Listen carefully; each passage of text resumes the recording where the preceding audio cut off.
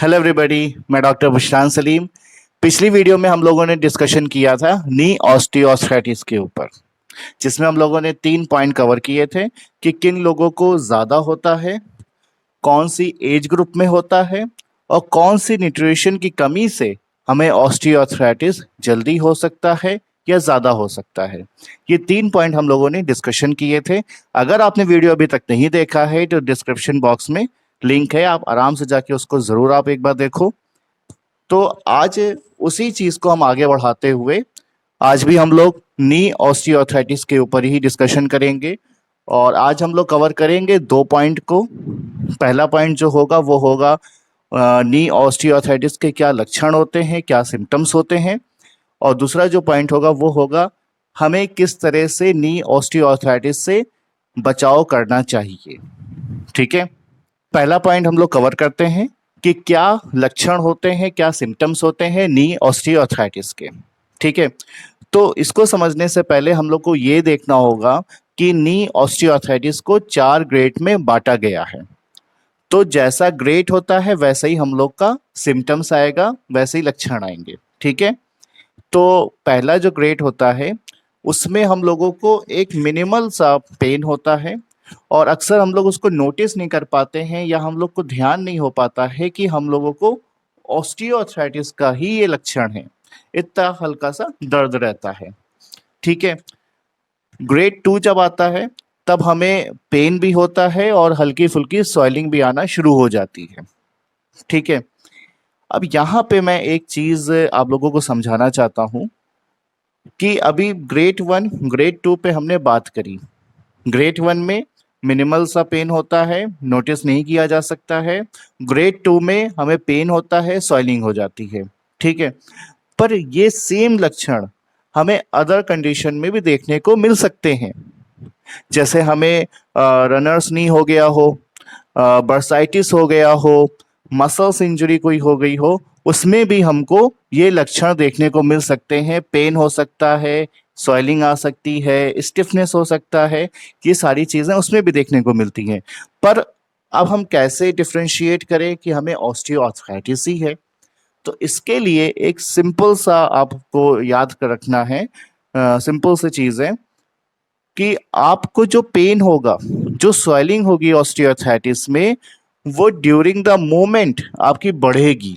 मतलब कि आप जब जब चलोगे, आप वॉकिंग करोगे, आप जीना चढ़ोगे, आप मूवमेंट करोगे, आपका पेन जो होगा वो बढ़ेगा, आपका जो स्वेलिंग होगी वो बढ़ेगी। आप रेस्ट फेज पे चले जाओगे, पेन भी कम होने लगेगा, स्वेलिंग भी कम हो जाएगी।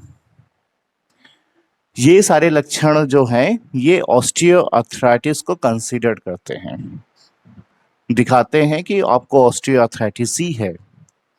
ठीक है, कहने का मतलब है आप चलोगे, पेन बढ़ेगा, आप रुक जाओगे, बेड रेस्ट पे चले जाओगे, पेन कम हो जाएगा। ये सारी चीजें ग्रेड 1 ग्रेड 2 और समटाइम्स ग्रेड 3 में देखने को मिलती है।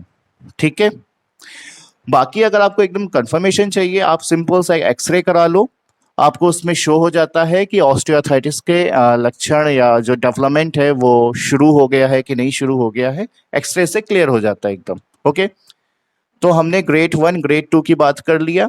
ग्रेड 3 में हम लोग का जो पेन होगा वो तो तेज हो जाएगा, स्वेलिंग भी तेज हो जाएगी, बढ़ जाएगी मतलब, और आपका जो नी स्ट्रक्चर है, नी जॉइंट है, वो थोड़ा सा डैमेज होना शुरू हो जाएगा और आपको ड्यूरिंग द वॉकिंग आपकी जो चाल होती है ना वो बदल जाएगी। आपका गेट पैटर्न होगा वो बदलने लगेगा और इसको हम लोग बोलते हैं एंटाल्जिक गेट। ग्रेड 3 में आपकी जो चाल होगी वो बदलने लगेगी। ठीक है, अब एंटाल्जिक गेट में क्या होता है? एंटाल्जिक गेट का मतलब होता है एक ऐसी चाल, एक ऐसा गेट जो हमने दर्द के पीछे बदल दिया हो। हमें जिस चाल में दर्द हो रही है वो चाल ना चल के हम स्विंग करके चलने लगे, ये ऐसे चलने को हम एंटाल्जिक गेट बोलते हैं। और हम लोग ये पहचान सकते हैं कि इनका जो ऑस्टियोआर्थराइटिस है उसका ग्रेड हाई हो रहा है, सीवियर की तरफ जा रहा है अब। ठीक है, कभी कभी ग्रेड 3 में ही होता है कि आपको रेस्ट करने में पेन नहीं जाएगा, ड्यूरिंग द रेस्ट भी आपका पेन बना रहेगा। ठीक है। और कभी कभी होता है ग्रेड थर्ड की जो शुरुआती स्टेज होती है उसमें पेन रिड्यूस होने लगता है पर डैमेजिंग शुरू हो जाती है। ठीक है। अब ग्रेड फोर में क्या होता है कि आपका जो कार्टिलेज होता है ना, जो डैमेज होता है वो ऑलमोस्ट डैमेज हो चुका होता है, खराब हो चुका होता है। ठीक है। तो ये थे हमारे symptoms according to the grades. तो सिंपल सी अगर मैं ओवरऑल बताऊं ऑस्टियोआर्थराइटिस के लक्षण या सिम्टम्स के बारे में, आपको चलने में पेन हो जाएगा, स्वेलिंग बढ़ जाएगी, आराम करने में पेन भी कम हो जाएगा, स्वेलिंग भी कम हो जाएगी। ये आपको grade one, grade two, grade third की शुरुआत में आपको देखने को मिलेगा। फिर अगर आपको चलने में दिक्कत आ रही है, डिफॉर्मिटीज, नी की डिफॉर्मिटीज शुरू हो गई है, चाल बदलने लगी है और रेस्ट में भी आपको पेन बना हुआ है, तो इसका मतलब है आपको ऑस्टियोआर्थराइटिस का एडवांस स्टेज हो चुकी है। अब हम बात करते हैं दूसरे पॉइंट के बारे में कि किस तरह से हमें बचाव करना चाहिए। ठीक है। इसके लिए आप तीन रूल्स या तीन चीजें मैं कह सकता हूं आप याद रखो, आप ऑस्टियोआर्थराइटिस से बहुत दूर रहेंगे फिर। ठीक है। स्पेशली नी ऑस्टियोआर्थराइटिस से। वो है आपका लाइफ स्टाइल मॉडिफिकेशन, न्यूट्रिशन और एक्सरसाइजेस। ये तीन चीजें आप फॉलो करो, आपका नी ऑस्टियोआर्थराइटिस बहुत दूर चला जाएगा आपसे। जॉइंट फ्री हो जाएगा, पेन फ्री हो जाएगा, स्वेलिंग फ्री हो जाएगा, स्टिफनेस फ्री हो जाएगा आपको, अगर आपने ये तीन चीजें फॉलो कर लिया। ठीक है। Life style modification. Life style modification में एक चीज है, आप अपना वजन कम करो। आप ओवरवेट हो, आप ओबेज हो, आप नॉर्मल वेट में आने की कोशिश करो, आपकी जो बीएमआई है उसे नॉर्मल रेंज में आप लाओ। आपका जॉइंट ऑटोमेटिक फ्री हो जाएगा, लोड फ्री हो जाएगा और जो सिम्टम्स आ रहे हैं ऑस्टियोआर्थराइटिस के वो भी मिनिमाइज होने शुरू हो जाएंगे। तो दूसरे पॉइंट की तरफ बढ़ते हैं, न्यूट्रिशन। अब हमारे जॉइंट के लिए जो न्यूट्रिशन इंपॉर्टेंट होता है आपको वो चाहिए होता है। जैसे पिछली वीडियो में मैंने बात करी थी, कैल्शियम और विटामिन डी ये मोस्ट इंपॉर्टेंट न्यूट्रिशन होते हैं हमारे जॉइंट के लिए, हमारे ऑस्टियोआर्थराइटिस के लिए। अगर आपको डेवलपमेंट शुरू हो गया है, आपको ऑस्टियोआर्थराइटिस होने लगा है, तो कुछ और न्यूट्रिशन बढ़ जाते हैं, डिमांड बढ़ जाती है। जैसे कि कैल्शियम, विटामिन डी तो आपको चाहिए ही चाहिए, आपको साथ ही साथ vitamin C, glucosamine, chondroitin sulphate, hyaluronic acid, ये सारी चीजें भी आपको मतलब लेनी पड़ जाती हैं या लेनी पड़ेगी आपको, इसकी डिमांड बढ़ जाती है। ये सारी न्यूट्रिशन आपके कार्टिलेज को रिपेयर करते हैं, आपके ऑस्टियोआर्थराइटिस के सिम्टम्स को कम करेंगे। ठीक है।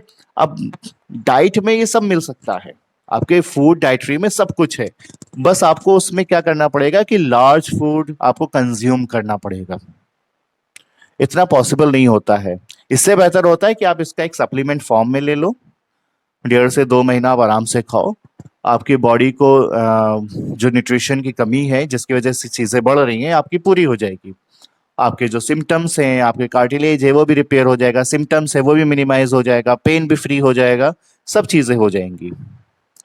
ठीक है। तो ये हमने बात कर ली न्यूट्रिशन के बारे में। ठीक है। इसमें मैं अदर्स वीडियो एक बनाऊंगा जिसमें मैं सिर्फ और सिर्फ न्यूट्रिशन के बारे में क्लियर करूंगा कि कौन कौन से न्यूट्रिशन किस किस तरह से काम करते हैं। ओके। थर्ड चीज जो थी वो एक्सरसाइज। ठीक है। अब हमें ऑस्टियोआर्थराइटिस जब हमें होने लगता है तो हमें जरूरत होती है थेरापेटिक एक्सरसाइजेस की, स्पेशली नी जॉइंट की। अब आप इसको यूं समझो कि आपके नी जॉइंट के आसपास जो मसल्स हैं, मांसपेशियां हैं, वो कमजोर है। ठीक है। आपके नी जॉइंट पे लोड आ रहा है, आपके बोन्स पे लोड आ रहा है ज्यादा। ठीक है, क्योंकि मांसपेशियां तो कमजोर हैं। अब यहीं पे आप यूं समझो, अगर आपकी मांसपेशियां मजबूत हो जाए, स्ट्रांग हो जाए, तो आपके जॉइंट पे जो लोड आ रहा है, जो भार आ रहा है, वजन आ रहा है, वो ट्रांसफर्स हो जाएंगे मसल्स की तरफ। मसल्स उन लोड को अपने ऊपर ले लेगा, तो आपका जॉइंट फ्री हो जाएगा, फोर्स कम उस पर जनरेट होगा, लोड कम लगेगा, तो उसके जो सिम्टम्स है, स्टिफनेस है, स्वेलिंग है, पेन है, वो सब धीमे धीमे कम होने लगेंगे और आप अच्छा फील करोगे। ठीक है। तो ये 3 चीजें थी, lifestyle modification, exercises and nutrition, ये 3 चीज थी। आप इन चीज को फॉलो कर लोगे तो आपके जो भी लक्षण है ऑस्टियोआर्थराइटिस से ग्रेड 1, ग्रेड 2, समटाइम ग्रेड 3 तक की है अगर, तो भी आपको बेहद आराम मिलेगा, काफी आराम मिलेगा। बस आपको फॉलो करना पड़ेगा। ये नहीं कि आप 2-3 दिन में आप एकदम चंगा हो जाओगे, ऐसा नहीं होगा। आपको टाइम देना पड़ेगा, पर श्योर आपको 100% फर्क दिखेगा। ठीक है, तो आज के वीडियो में हम इतना ही रखते हैं। और अगर आपकी नजर में किसी को भी जरूरत है, किसी को नी पेन है, आपको लग रहा है उसे ऑस्टियोआर्थराइटिस हो सकता है नी का, तो हमारी ये वीडियो और पिछली वीडियो आप जरूर उन लोगों को शेयर करें। ठीक है, उनको काफी हेल्पफुल मिलेगा इस वीडियो के थ्रू। ठीक है, क्योंकि मेरा हमेशा से एक ये रहता है एम कि मैं जो भी वीडियो बनाऊं या मैं जो भी आपको एजुकेट करूं, एक नॉर्मल लैंग्वेज में, आम बोलचाल में आप लोगों को शेयर करूं, ताकि उस चीज को आप बहुत ही इजीली समझ सकें। ठीक है, और अगर कोई ज़रूरत लग रही है तो मुझे आप डायरेक्ट मैसेज कर सकते हो, मुझे इंस्टाग्राम पे कर सकते हो, फेसबुक, व्हाट्सएप, कहीं भी आप कर सकते हो। All right, so till then, thank you, tata, bye bye.